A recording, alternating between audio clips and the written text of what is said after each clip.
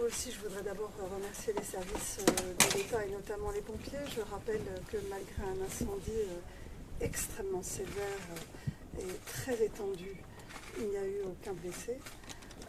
Il y a eu hier, en raison des fumées, un certain nombre de personnes incommodées, une cinquantaine d'appels au SAMU qui n'ont pas nécessité de déplacement. Les gens ressentaient des irritations, des maux de tête, mais sont restés chez eux.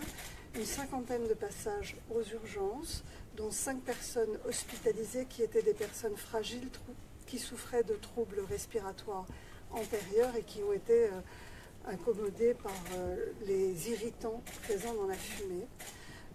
Le premier réflexe, et c'est le bon des pompiers et du préfet, a été de demander à la population de se mettre à l'abri.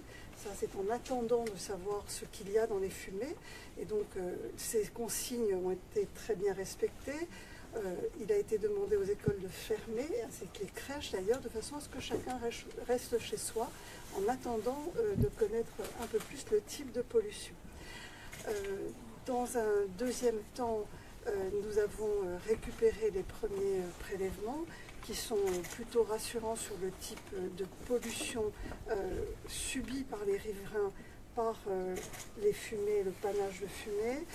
Ce sont essentiellement des irritants qui expliquent les toux, mais sans conséquences à long terme, en tous les cas pour les premiers prélèvements dont nous disposons. Des analyses plus fines sont en cours.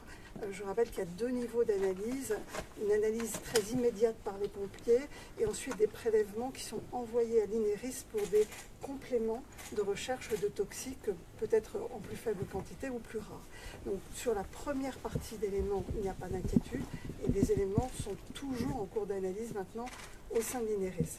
Ensuite, il y a des suies et donc la ville est clairement polluée. Ces suies, il faut imaginer cela comme une pollution comme des galettes par exemple de goudron sur les plages. Si on voit des galettes de goudron sur les plages, on demandera aux enfants de ne pas les toucher et de se laver les mains. Eh bien c'est la même chose que nous demandons aux riverains aujourd'hui.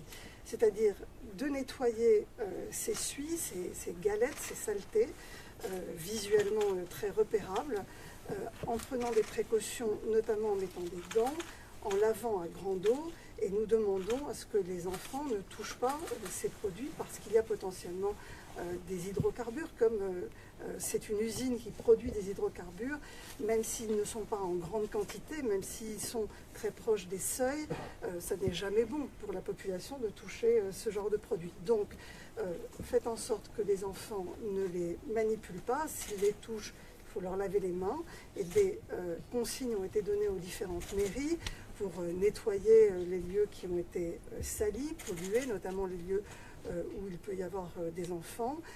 Les écoles qui sont polluées ont commencé à nettoyer pour pouvoir réouvrir lundi.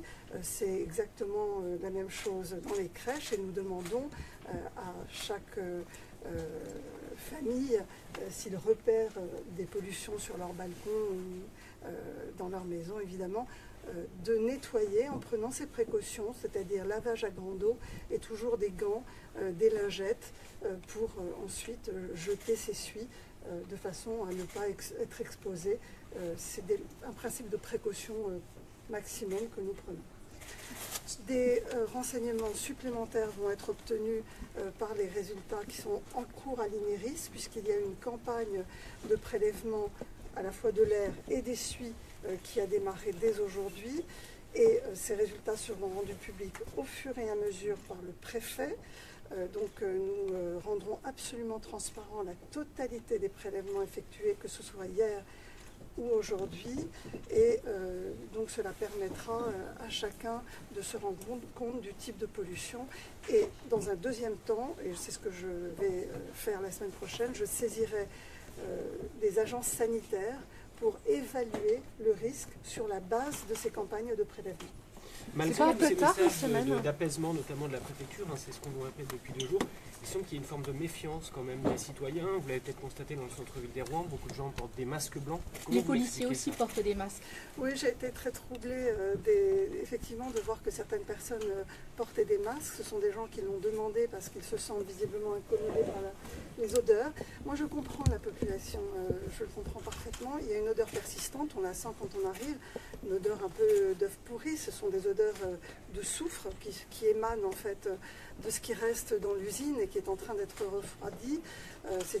Voilà, ce ne sont pas des produits qui entraînent des conséquences à long terme, mais ils peuvent être irritants sur le moment. Et c'est incommodant. Donc je comprends que la population s'étonne de l'odeur persistante, mais il y a sur le site encore énormément de produits chimiques qui ne sont plus en flammes, mais qui sont endommagés. Donc ils sont en train d'être nettoyés et ils vont être progressivement éliminés. Et puis je comprends la population, il y a des suies, il faut nettoyer. Le contenu de ces suies sera rendu public et pour l'instant nous n'avons pas d'inquiétude sur les premiers prélèvements, je dirais les plus simples qui ont été faits par les pompiers.